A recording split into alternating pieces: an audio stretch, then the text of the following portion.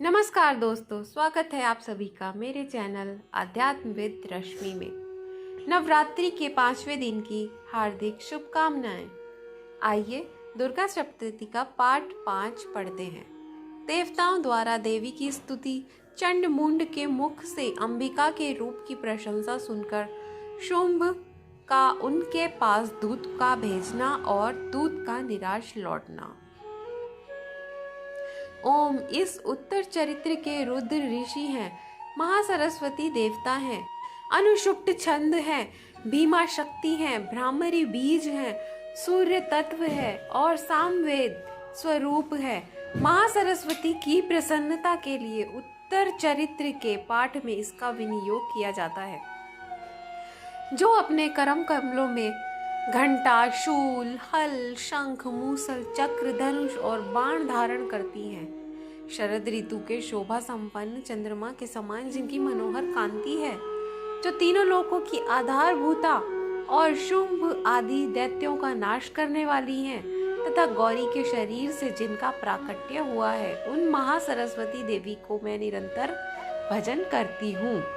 ऋषि कहते हैं, पूर्व काल में शुंभ और निशुंभ नामक असुरों ने अपने बल के घमंड में आकर शचीपति इंद्र के हाथ से तीनों लोकों का राज्य और यज्ञ भाग्य छीन लिया था। वे ही दोनों सूर्य, चंद्रमा, कुबेर, यम और वरुण के अधिकारक भी उपयोग करने लगे। वायु और अग्नि का कार्य भी वे ही करने लगे। उन दोनों ने सब देवताओं को अपमानित, राज्य भ्रष्ट, पराजित तथा अधिकारहीन करके स्वर्ग से निकाल दिया।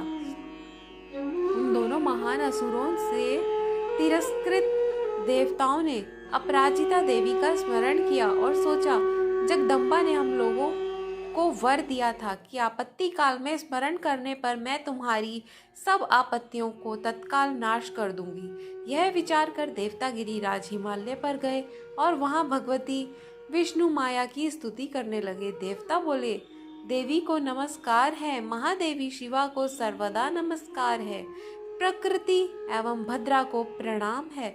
हम लोग नियम पूर्वक जगदम्बा को नमस्कार करते हैं। रौद्रा को नमस्कार है, नित्या, गौरी और धात्री को बारंबार नमस्कार है। ज्योत्स्नामयी, चंद्र रूपिणी एवं सुख स्वरूपा देवी को सतत प्रणाम है। शरणागतों का कल्याण करने वाली वृद्धि एवं सिद्धि रूपा देवी को हम बारंबार नमस्कार करते हैं। नेत्रयति राजाओं की लक्ष्मी तथा सर्वाणी शिव स्वरूपा आप जगदम्बा को बार बार नमस्कार है। दुर्गा, दुर्गा पारा, संकट से पार उतारने वाली, सारा, सबकी सारभूता, सर्वसारिणी, ख्याति, कृष्णा और धूम्रा देवी को सर्वदा नमस्कार है। अत्यंत सौम्य तथा अत्यंत रौद्र रूपा देवी को हम नमस्कार करते हैं, उन्हें हमारा बारंबार प्रणाम है। जगत की आधारभूता कृति देवी को बारंबार नमस्कार है। जो देवी सब प्राणियों में विष्णु माया के नाम से कही जाती हैं, जिनको नमस्कार है, उनको नमस्कार है, उनको बारंबार नमस्कार है। जो देवी सब प्राणियों में चेतना कहलाती हैं, उनको नमस्कार, उनको नमस्कार, उनको बारंबार नमस्कार है। जो देवी सब प्राणियों की बुद्धि रूप में स्थित है, उनको नमस्कार, उनको नमस्कार, उनको नमस्कार, उनको बारंबार नमस्कार है। जो देवी सब प्राणियों में निद्रा रूप से स्थित है, उनको नमस्कार है, उनको बारंबार नमस्कार है। जो देवी सब प्राणियों में शूद्रा रूप से स्थित है, उनको नमस्कार, उनको नमस्कार, उनको बारंबार नमस्कार है। जो देवी सब प्राणियों में छाया रूप से स्थित हैं, उनको नमस्कार है, बारंबार नमस्कार है। जो देवी सब प्राणियों में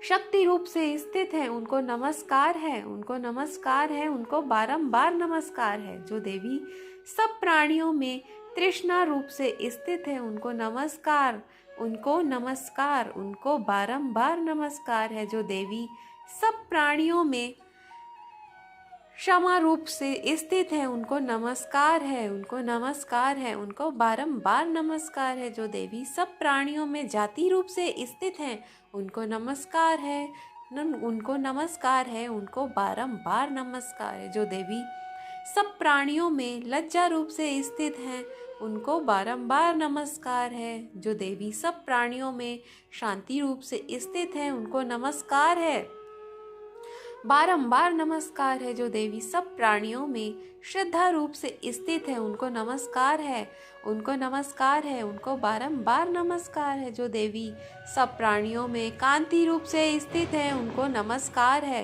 उनको नमस्कार है, उनको बारंबार नमस्कार है। जो देवी सब प्राणियों में लक्ष्मी रूप से स्थित है, उनको बारंबार नमस्कार है, उनको बारंबार नमस्कार है। जो देवी सब प्राणियों में वृत्ति रूप से स्थित है, उनको नमस्कार, उनको नमस्कार, उनको बारंबार नमस्कार है। जो देवी सब प्राणियों में स्मृति रूप से स्थित है, उन्हें बारंबार नमस्कार है। जो देवी सब प्राणियों में दया रूप से स्थित है, उनको बारंबार नमस्कार है। जो देवी सब प्राणियों में तुष्टि रूप से स्थित है, उनको नमस्कार, उनको नमस्कार, उनको बारंबार नमस्कार है। जो देवी सब प्राणियों में माता रूप से स्थित है, उनको बारंबार नमस्कार है, उनको नमस्कार। जो देवी सब प्राणियों में भ्रांति रूप से स्थित है, उनको नमस्कार है, उनको बारंबार नमस्कार है। जो जीवों के इंद्रिय वर्ग की अधिशास्त्री देवी हैं और सब प्राणियों में सदा व्याप्त रहने वाली हैं, उन व्याप्ति देवी को बारंबार नमस्कार है। जो देवी चैतन्य रूप से इस संपूर्ण जगत को व्याप्त करके स्थित है, उनको बारंबार नमस्कार है, उनको बारंबार नमस्कार है। पूर्व काल में अपने अभिष्ट की प्राप्ति होने से देवताओं ने जिनकी स्तुति की तथा देवराज इंद्र ने बहुत दिनों तक राज जिनका सेवन किया, वह कल्याण की साधना भूता ईश्वरी हमारी कल्याण और मंडल करें, सारी आपत्तियों का नाश करें, हमारा मंगल करें। उद्दंड दैत्यों से सताए हुए हम सभी देवता जिन परमेश्वरी को इस समय नमस्कार करते हैं तथा जो भक्ति से विनम्र पुरुषों द्वारा स्मरण की जाने पर तत्काल ही संपूर्ण विपत्तियों का नाश कर देती हैं, वे जगदम्बा हमारा संकट दूर करें। ऋषि कहते हैं, राजन, इस प्रकार जब देवता स्तुति कर रहे थे तब पार्वती देवी गंगा जी के जल में स्नान करने के लिए वहां आई। उन सुंदर भावों वाली भगवती ने देवताओं से पूछा, आप लोग यहाँ किसकी स्तुति करते हैं? तब उन्हीं के शरीर कोश से प्रकट हुई शिवा देवी बोली, शुंभ दैत्य से तिरस्कृत और युद्ध में निशुंभ से पराजित होकर ये सभी समस्त देवता एकत्रित होकर यह मेरी ही स्तुति कर रहे हैं। पार्वती जी के शरीर कोश से अंबिका का प्रादुर्भाव हुआ था, इसलिए वे समस्त लोकों में कौशिकी कही जाती है। कौशिकी के प्रकट हो जाने के बाद पार्वती जी देवी शरीर काले रंग का हो गया, अतः वे हिमालय पर रहने वाली कालिका देवी के नाम से विख्यात हुई। तदंतर शुंभ निशुंभ के भृत्य चंड मुंड वहां आए और उन्होंने परम मनोहर रूप धारण करने वाली अंबिका देवी जी को देखा। फिर वे शुंभ के पास जाकर बोले, महाराज, एक अत्यंत मनोहर स्त्री है जो अपनी दिव्य कांति से हिमालय को प्रकाशित कर रही है। वैसे उत्तम रूप कहीं किसी को भी देखने को नहीं मिलेगा। असुरेश्वरी, पता लगाइए वह देवी कौन है और उसे ले लीजिए। स्त्रियों में तो वह रत्न है, उसका प्रत्येक अंग बहुत ही सुंदर है। वह अपने श्री अंगों की प्रभा से संपूर्ण दिशाओं में प्रकाश फैला रही है। दैत्यराज, आप भी हिमालय पर ही मौजूद हैं, आप उसे देख सकते हैं। प्रभु, तीनों लोकों में मणि, हाथी और घोड़े आदि जितने भी रत्न हैं वे इस समय आपके घर में शोभा पाते हैं। हाथियों में रत्नभूत ऐरावत, यह पारिजात का वृक्ष और उच्च श्रवा घोड़ा, यह सब आपने इंद्र से ही लिया है। हंसों में जुता हुआ यह विमान भी आपके आंगन की शोभा पाता है। यह रत्नभूत अद्भुत विमान जो पहले ब्रह्मा जी के पास था, अब आपके पास लाया गया है। यह महापद्म नामक नाम की माला भेंट की है, जो केसरों से सुशोभित है और जिसके कमल कभी कुंभलाते नहीं हैं। सुवर्ण की वर्षा करने वाले वरुण का छत्र भी आपके घर में ही शोभा पाता है, तथा यह श्रेष्ठ रथ जो पहले प्रजापति के अधिकार में था, अब वह आपके पास मौजूद है। दैत्येश्वर मृत्यु की उत्क्रांतिदा नामक शक्ति भी आपने छीन ली है, तथा वरुण का पाश और समुद्र में होने वाला सब प्रकार के रत्न आपके भाई निशुंभ के अधिकार में है। अग्नि भी स्वतः शुद्ध किए हुए 2 वस्त्र आपकी सेवा में अर्पित किए हैं। दैत्यराज, इस प्रकार सभी रत्न आपने एकत्र कर लिए हैं। फिर जो स्त्रियों में रत्न रूप कल्याणमयी देवी हैं, आप इसे अपने अधिकार में क्यों नहीं लेते हैं? ऋषि कहते हैं, चंड मुंड का यह वचन सुनकर शुंभ ने महादैत्य सुग्रीव को दूत बनाकर देवी के पास भेजा और कहा, तुम मेरी आज्ञा से उसके सामने ये बातें कहना और ऐसा उपाय करना जिससे प्रसन्न होकर वह शीघ्र ही यहाँ पर आ जाए।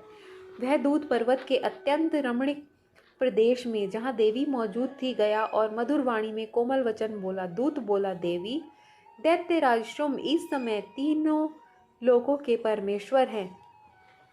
मैं उन्हीं का भेजा हुआ दूत हूँ और तुम्हारे पास आया हूँ। उनकी आज्ञा सदा सब देवता एक स्वर से मनाते हैं, कोई भी उनका उल्लंघन नहीं कर सकता। वे संपूर्ण देवताओं को परास्त कर चुके हैं। उन्होंने तुम्हारे लिए संदेश भेजा है, उसे सुनो। संपूर्ण त्रिलोकी मेरे अधिकार में है।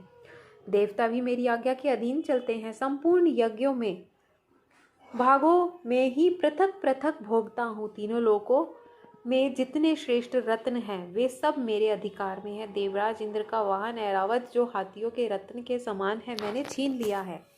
क्षीर सागर का मंथन करने से जो अश्व रत्न उच्चय श्रवा प्रकट हुआ था, उसे देवताओं ने मेरे पैरों पर पड़कर समर्पित किया है। सुंदरी, उनके सिवा भी जितने रत्न भूत पदार्थ देवताओं, गंधर्वों और नागों के पास थे, वे सब मेरे ही पास आ गए हैं। देवी, हम लोग तुम्हें संसार की स्त्रियों में रत्न मानते हैं, अतः तुम हमारे पास आ जाओ, क्योंकि रत्नों का उपभोग करने वाले हम ही हैं। चंचल कटाक्षों वाली सुंदरी, तुम मेरी या मेरे भाई महापराक्रमी निशुंभ की सेवा में आ जाओ, क्योंकि इसलिए शुंभ अथवा महादैत्य निशुंभ स्वयं ही यहाँ पधारे और मुझे जीतकर शीघ्र ही मेरा पाणी ग्रहण कर ले। इसमें विलंब की क्या आवश्यकता है? दूत बोला, देवी, तुम घमंड से भरी हो, मेरे सामने ऐसी बातें न करो। 3 लोकों में कौन ऐसे पुरुष हैं जो शुंभ निशुंभ के सामने खड़ा हो सके? करने से तुम्हारे गौरव की रक्षा होगी, अन्यथा जब वे केश पकड़कर घसीटेंगे, तब तुम्हें अपनी प्रतिष्ठा खोकर जाना पड़ेगा। देवी ने कहा, तुम्हारा कहना ठीक है। शुंभ बलवान है और निशुंभ भी बड़े पराक्रमी है, किंतु मैं क्या करूं? मैंने पहले बिना सोचे समझे प्रतिज्ञा कर ली है, अतः अब तुम जाओ। मैंने जो भी तुमसे कुछ कहा है, तुम जाकर दैत्यराज से आदरपूर्वक कहना, फिर वे जो उचित जान पड़े करें। इस प्रकार श्री मार्कंडेय पुराण में सार्वणिक मवंतर की कथाओं के अंतर्गत देवी महात्म्य देवी दूत संवाद नामक 5वां अध्याय पूरा हुआ। अगर आपको यह कथा अच्छी लगी हो तो मेरे चैनल को लाइक एंड सब्सक्राइब करना न भूलें। धन्यवाद।